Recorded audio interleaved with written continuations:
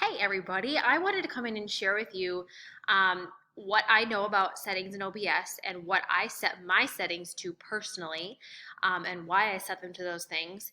And not because you can duplicate settings, because you really can't. You have to tweak the settings for your computer, your system, your stream setup. It's so unique to your equipment and where you're at. But I can show you what I know and what I do and tell you why I do it. So also, if you have not subscribed to my channel yet, please do so below. I'm planning to put more OBS tutorials for any fitness professionals or anybody, but that's the realm that I'm in. And I'll post them to my OBS tutorial playlist that you can get notifications for. So click the subscribe button so that you get those notifications, or subscribe if you want to do some workouts with me, either one. Okay, so I have my OBS open here, and I'm just going to go to my settings tab, and I'm going to tell you the areas that I get real familiar with and that I know and use pretty much every single day. So I really don't ever do anything in this general tab. Nothing in there ever really changes. I don't even think I've ever changed anything in here ever. So I'm going to go to the stream tab. So your stream tab, that's where you're going to grab your stream key, which you do need for Facebook or YouTube, or any streaming service that you're using. And OBS does have a lot of the main platforms here listed. So 99% of the time I'm streaming to YouTube. Once in a great while, I will pop into my Facebook group and go live there with OBS. Oftentimes though, I don't do my workouts in my group. I do my workouts on YouTube. So you just choose your streaming platform, and then your stream key, this password key is located in the back end of YouTube where you have your live stream set up. I'm not going to show you that right now because that's not the purpose of this video, but you do have to grab it from there, copy it, and paste it over here. Same thing with Facebook. If you're going live in Facebook, on your back end of Facebook, you would have your stream key, copy it, paste it here. So that's where you put your stream information so that OBS knows where to send it to when you start streaming. So output tab. Output tab, lots going on in the output tab. And this is where I go often, like, to make changes, almost every day. Although now that I've found my settings, like, you guys, it took me months of trial and error, months of streaming with bad streams, months of streaming with like lagging sound and my camera not keeping up with my voice or whatever it is. And now that I've finally figured out my settings, I don't have to go here as much. But let me just go through what I do have here. So I think by default you have simple mode, but definitely switch to advanced, because then you can choose different options and try different things. Okay, so in the advanced settings, in the output mode, you want to make sure you're in the streaming tab. So audio tracks, I do nothing. I don't change anything there. Encoder. So here's where this will depend on your computer, and it will depend on if you have a graphics card or if you have what options you'll have. Your options will probably not look the same as mine unless you're on the exact same computer as me, which is about 2015 Mac. So the default encoder, I believe, for everyone is the X264. Now, before I knew anything about streaming at all, I had my default encoder selected because I didn't know that I had other options. So if you go back on my YouTube channel and you watch some of my streams from like December, I was using this encoder. And it worked. It worked just fine. I did have really high CPU usage when I used this encoder. But at that time in December, nothing ever went wrong. So it worked for me. But then back in March, I don't know what changed, but I started having some problems with my streams. And so then I found a tutorial that suggested trying my hardware encoder. So I have switched to that. And that made a huge difference in my CPU usage. And that went way down. And so I've just stuck with my hardware encoder. I have not ever tried my software encoder. I don't know. Now, because this is working, I haven't tried it. So I feel like if things are working, I don't mess with them. So just check your encoder settings. If you have the hardware encoder, some tutorials say to definitely use the hardware. Some people say use the 𝗥264. It really just depends. When I use the 𝗥264, I get a slight delay. It's not really a delay that makes any difference, but it's just enough to drive me crazy. So who knows? My phone's ringing. Other settings here. I keep this checked in for streaming service encoder settings, and I do no rescaling. If you have anything set to rescale at any point, that makes your computer work twice as hard, because your computer has to take the initial sized image and then it has to rescale it, which takes work. And then anything that puts more work on your computer is also going to be more work for the stream, which just leaves more room for problems. That's what I've learned. The bitrate is huge. So I didn't, like I said, before I knew anything about streaming, I didn't even know I should change my bitrate. I'm pretty sure the default was somewhere like 1600. So I streamed a bitrate of 1600 for quite a while. And if you look back at some December streams, I mean, they're not horrible, but they're also not great. So your bitrate is going to be dependent upon your upload speed for your internet connection. And that's where those websites like the speedtest.net come in handy. However, someone posted in a OBS group that I'm in that it's also good to remember that speed test is just one test at one particular moment of the day. And especially if you're on Wi-Fi and not through Ethernet, that speed can fluctuate greatly. And the other thing to remember with streaming is it's different, because streaming requires a sustainable connection to consistently pull the data through. It's not like a one-time upload or a one-time download. It has to have enough power to keep that stream going. So the speed test is good, but it's just like a glimpse. It's like a snapshot. So anyway, based on your upload speed, then you can change your bitrate here. Now, YouTube has a max bitrate of 6,000, so I've never even tried to go above 4,000. I should try now that I have some other settings like in place. But 4,000 has been working really well for me for the past like 2 to 3 weeks. I haven't had to change it.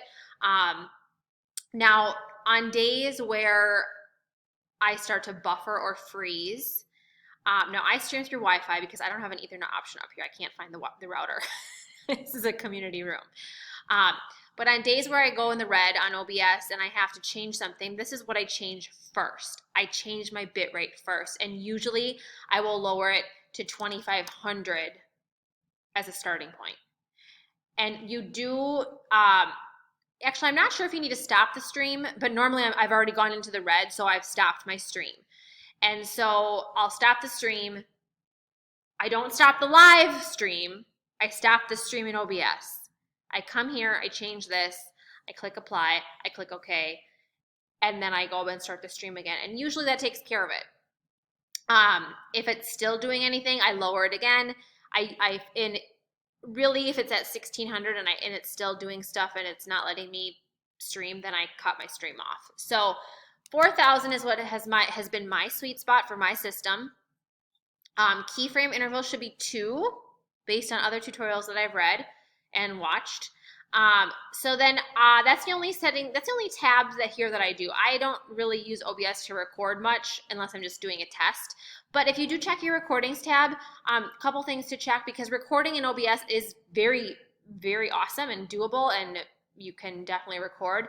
I just would not record, again, depending on your system. My computer probably could not handle recording and streaming at the same time. So I never do both simultaneously, but I do record for testing, and then I can listen for sound back, or for sound settings and get feedback for that. But check your recording path. So you'll want to change this to be a folder that you know. So I just have all my recordings going to my downloads folder.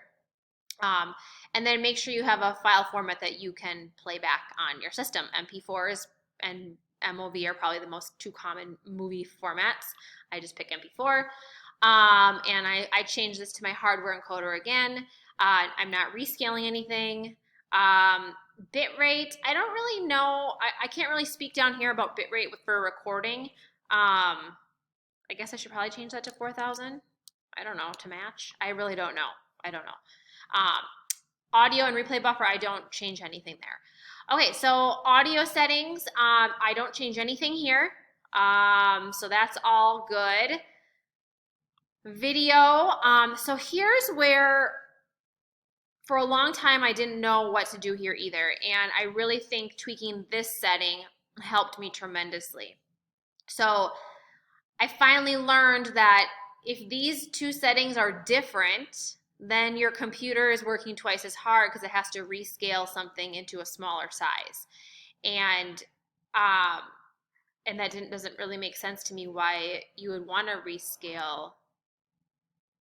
I guess I don't really know enough about rescaling, but I know that when I have them the same, everything goes better. So my front camera is a Logitech 920, and my front camera does have 1080 capability. So I could choose to do 1080 here, but I don't, because I've tested out how it looks with 720, and it looks just fine for me, in my opinion. And I even cast it to we have a huge TV, and I've even casted it to my TV, and it still looks fine. Like, it's not like super crystal clear, like high def, but it's definitely enough for what I'm streaming. Like, I'm just streaming my fitness video, so, you know, I don't need to be like, they just need to see me moving. So 720, 1280 by 720 works perfectly for me. That's also the same settings as PowerPoint, so everything is nicely sized. So again, you have to know your equipment, and you have to know how what it looks like for your playback. I always choose bicubic here. From what I have learned, if you do anything higher, like the lens coast or however you say that, then it's just going to be more work on your computer. And I heard that, you know, if anything less, it's going to look more blurry. So bicubic seems to be the general standard. And then 30 frames per second is what I stream at. I have tried 60 in the past, and this was kind of before I kind of knew all my settings, so I would oftentimes go red, and when you go red in OBS, like when things start to go bad, you never really know why, and that's the hard part. It's kind of like, okay, crap, something's not right. Well, which setting isn't right? And you just never really know. So I'll probably try 60 maybe later on, but I don't think there's a huge difference. I've watched some YouTube videos where they show you, you know, side by side, like here's a 30 frames per second and here's a 60 frames per second. And honestly, like I'll sit and stare at it and I'll be like, I don't see the difference. So that's my thoughts there. Hotkeys I do use, but I'm not going to talk about that because I'm talking mostly about settings for streaming right now. And advanced, I do nothing in advanced. I've never changed anything there. So those are my settings in OBS. So I just want to quick show you then. The biggest one I change is bitrate.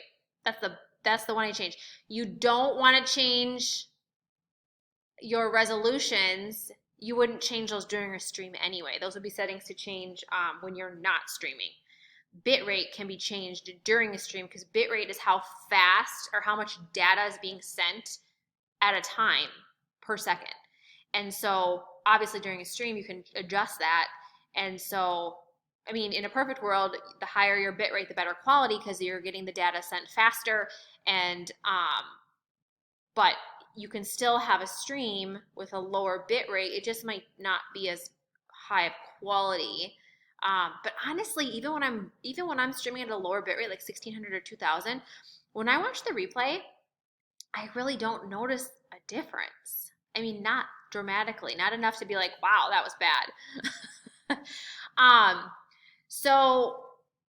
So when you're in OBS and you're starting your streams, like I'll start my stream right now. Okay, I'm starting. This does not mean you're going live. When you start your stream, that just means you're starting to send the information to YouTube. So it's right now, it's on its way to YouTube. YouTube is gathering it, and if I were to go onto my live dashboard, it would show that I'm ready, and it would tell me if it's excellent or not. But I have to click the go live button on YouTube to actually start the stream so that people will see it. So people kind of get confused. I did too. I didn't really know I didn't know if I thought this was going to get my video going live, and then I realized no, it wasn't. So you start the streaming here. Obviously down here is where you want to watch for your stats. Okay, so green is good. Many of you know, if you've been using OBS, red is bad. So this is also your bit rate right here. So right now I have my bit rate set to 4,000. Now, it kind of depends on the day when I'm up here, and it's because I'm on Wi-Fi, if my data will actually start to go at 4,000. This is a pretty typical number for me in this room. Now, when I'm in my house and I stream, this number is like 5,000, 6,000, like easily, because it's our own internet connection. But up here, it's just a little bit less. But I can usually stream just fine with this bitrate. CPU and frames per second are here. So CPU is how hard your computer is working to encode the stream. I think I'm saying that right. Again, I'm not an expert, you guys. This is all stuff that I've learned and I'm still learning. But the higher your CPU, that's not good, because then your computer is going to be overloaded. And what has happened to me sometimes is like I said, when I had a different encoder chosen, my CPU would get so high, and then you would get a little message over here that would be like, encoding overload, and then that's not good. So by choosing my hardware encoder, then my CPU dropped really low, and now I don't ever get that error message. This will tell you how long you've been recording. If you're recording, I never record simultaneously, like I said. And then this tells you how long you've been live, even though I'm not live right now. I'm streaming, but I'm not live on my channel. And then dropped frames is, if this is high, that's not good. That means you're real choppy. It just means like the data is dropping pictures. It's dropping like, and then you start to get that real choppy effect. So you want 0 dropped frames. So this is where to look. On the other side then, I don't have my YouTube dashboard open. Actually, I don't think I do. Let me check. Let me just open my dashboard quick for you, because I do want to show you then where I also check some other settings. Although I'm not actually live right now. So if you go into your Go Live dashboard, give me a second. It's a little smaller so you can see. Move me over a little bit. And then if we go into manage, I'm just gonna I'll pull up my example. I won't actually go live. So these are my upcoming, these I have scheduled out. And so let me just go to, let's do Sundays just in case I make a mistake. So if I click on Sunday's class, so here's where, because I have in OBS, okay, remember in OBS I clicked start stream. So because this information is showing down here, that means my data is being sent to YouTube right now. Okay, so in my YouTube dashboard, okay, see how I can tell, because in a second here my preview is going to show up. Now this does not mean I'm live. Okay, it says preview here. If I were actually live, it would say live. But what it's showing me that the information is being sent successfully from OBS to YouTube, and this is what it looks like right now. And it will also tell me if I have an excellent connection. And I always keep the stream health tab going, because then I can see over here during stream what it's looking like. And it will do the same thing. If it's not excellent, it will either be, I think they have good, which is like a light blue color, and then yellow and red. I've actually never had red show up here. My red always shows up on the OBS side. Although actually I don't think I've ever checked over here when I go into the red. Anyway, so this is like your checks now. So like usually 2 to 3 minutes before I start streaming, or before I go live, I do this. I push start stream, and then I come into YouTube and I check everything. Now, if I were to actually click the go live button, then it will broadcast and then I'm live. But I'm not going to do that because this is my class for Sunday, okay? So I just wanted to show you that. The other setting that I do change in here under stream settings is this is where you get your stream key for YouTube. So you copy the stream key here. You don't have to do anything else with any other setting. But down here, you can choose your latency. So latency just means how long of a delay it is between the time you're actually doing everything live versus how long it gets to your people. So I have tested these. Ultra low latency means that it's a much shorter time span for the delay. So ultra low latency is good for if you want to have real-time interaction with people, and the delay is usually like 4 seconds, which means if people type a comment to me, it takes 4 seconds for me to see the comment, or vice versa. Low latency, I think, is like about 10 seconds, and then normal latency is like 15 to 20 maybe.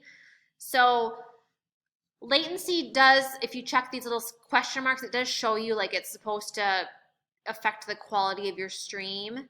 But I actually don't really notice any difference either, not enough to make me want to, I like the real-time interaction, especially for sound or if something goes wrong. Or like the quick check-ins between the songs because of what I'm streaming. So it depends on what you're streaming. If you're streaming, you know, something that doesn't really matter, if you're talking to people in real time, then do normal.